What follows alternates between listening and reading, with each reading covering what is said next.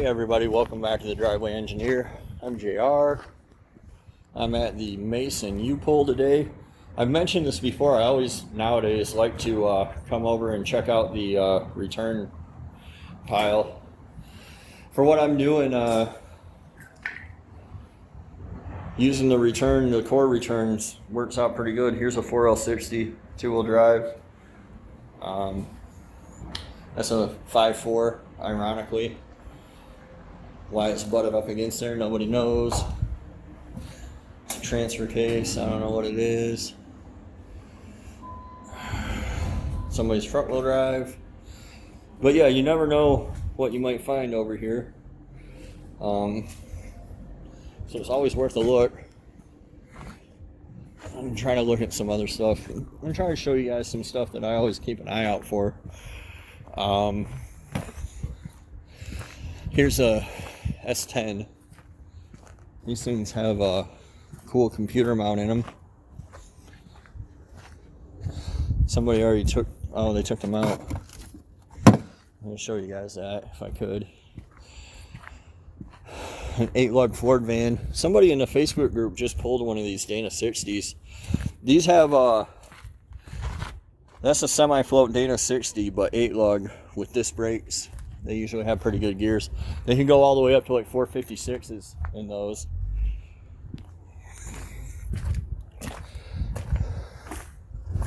This is what I wanted to show you guys.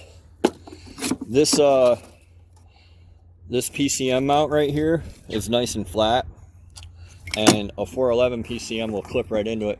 Some of these S10s have 411 PCMs. This is kind of a bummer because I see that this is like nicely, this is like U-Pull Raptor. This isn't rattle can bedliner. Somebody cared about this thing. I always get a little sentimental for people when like their project that they clearly cared about is in the junkyard. There's a good LS head gasket. Some copper spray on that baby.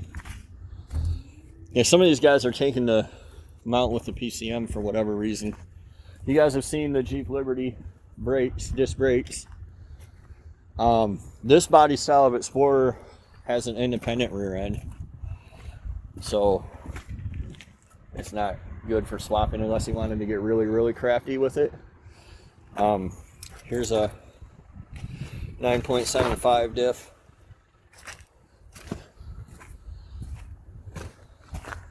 If you wanted to get really crafty, it's still an 8.8 center section, so you could swap that into a hot rod, maybe.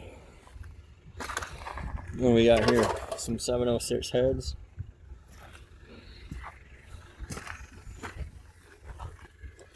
Hold on, let me pause you guys for a minute, and I'll be right back. Alright, I'm back. I had to do a work phone call. These Jeeps are a good source for Magnum 318s if you're looking for one. There's really nobody out here today because it's hot as balls. It's like 94 out right now. I know for some of you, you just don't care. You're like 94, whatever. In Michigan, that's hot. And it's kind of hot anywhere, really. Think about it. Here's a square body Suburban. These, in Michigan, what I see when I see square body Suburbans are usually newer, like after the body change. This is an 85. If it were a 90 or a 91, it would have a electronic speedometer that'll work with an LS swap. That's the kind that I have in my truck. Usually when I see them out here, they're newer.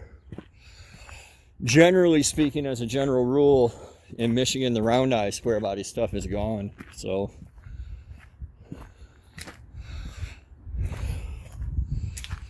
what we got out here?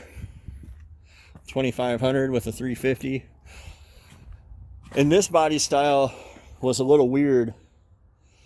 This is what I call a heavy duty 2500, even though they didn't call it that. But there was an 8-lug and a 6-lug.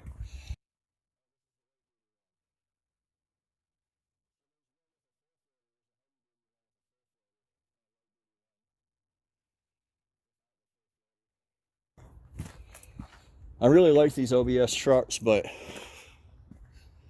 They're just not around anymore. I bet this was a this had to have been a 5.3. This is an Envoy or Trailblazer or something. A lot of people think you can only get the V8 in a longer one, but that's not true, because I had a short one. The short ones, the door goes into the wheel well, just like a Yukon versus a Suburban. Somebody left the PCM. This style of PCM for swappers is not that great. We generally prefer the P01 or P59 style. LH6. So yeah, this was a V8. Somebody got down. Lucky for them. Super Duty leaf springs. Hold on just a moment. Mrs. Engineer went to get a lunch for me, for us, and I had the key fob in my pocket. The new Jeep has like keyless start, just push button start. So all you gotta do is have the key with you. So what'll happen is I'll hop in it or hop out, like we switched. I was driving and now she's gonna drive. And I'm walking around the junkyard with the keys in my pocket. It like beeps a warning at you, but we don't really know how far you can go with it.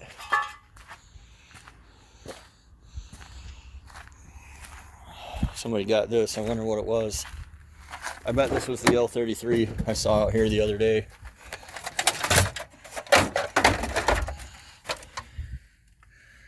Yep, L33.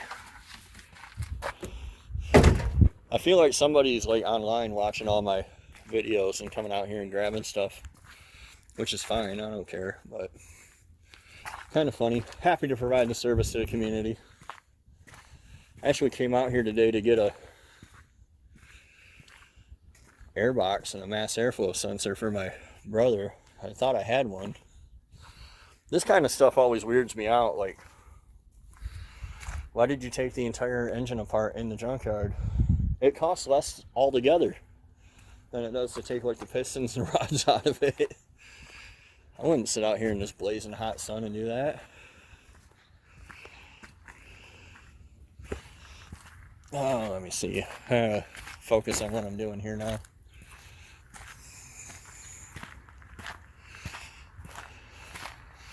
I think all this stuff's old. I've seen it all. Yeah, somebody posted in the Facebook group that they got one of these GMT 400 Suburbans to swap. I like GMT 400s. The problem is here in Michigan, they're all just, people don't take care of stuff, so they look like hell. I had a guy at work basically trying to give me a Tahoe or Yukon or whatever, and it was all rotted out. I just didn't want to deal with it. Like, I don't want to deal with, you know, this. If I can find a nice one, I'd do it in a heartbeat, but they just never seem to be nice. This whole row is new. Maybe they have something.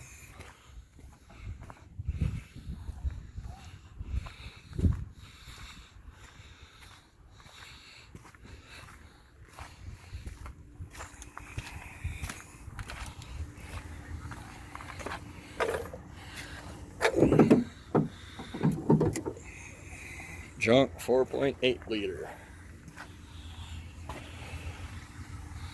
Somebody got the intake off of it. That's so weird. I don't know why you would do that.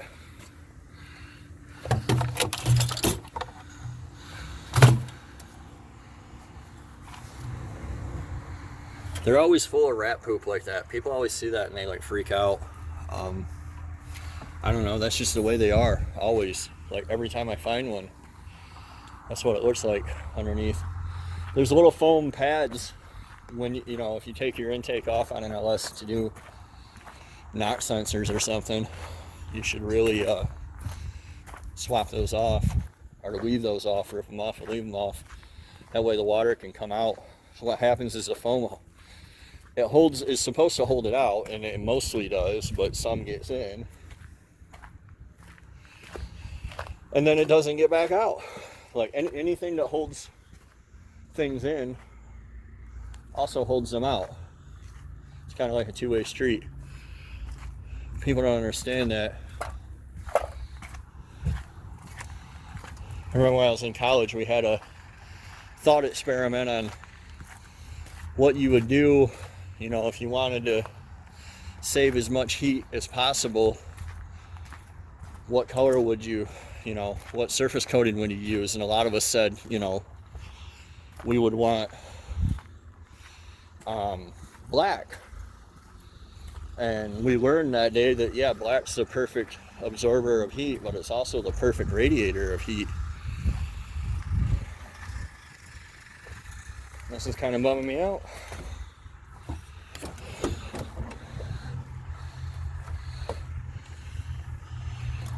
You always check the back of trucks too. Sometimes there's stuff in the back of them.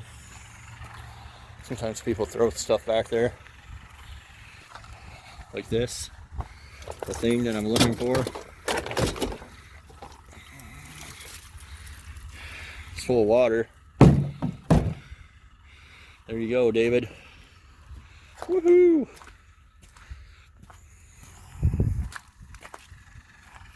What else we got? I'd get him the filter box. I don't know if he has it or not.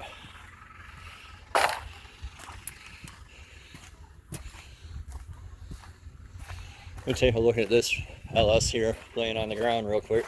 Last time I thought there was an LS laying on the ground. It turned out to be a Hemi. But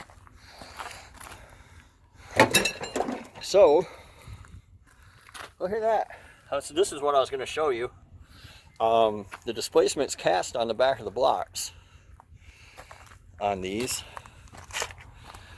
And so if you have, I've noticed that they all turn into 5.3s on sale day. Behind the water pump and on the back of the block is where the displacement is cast. All right, there we go. Focus up. So if you can see that, it's cast right there behind the alternator bracket, and it's also cast on the back of the block. So if somebody's telling you that they have a 5.3 and you want to know for sure, that's the way to tell. Somebody tore this out and tore it apart, and I don't know why it came out of this truck. 317 heads are worthless, but they went through hell to get them. There's the head gaskets. So weird.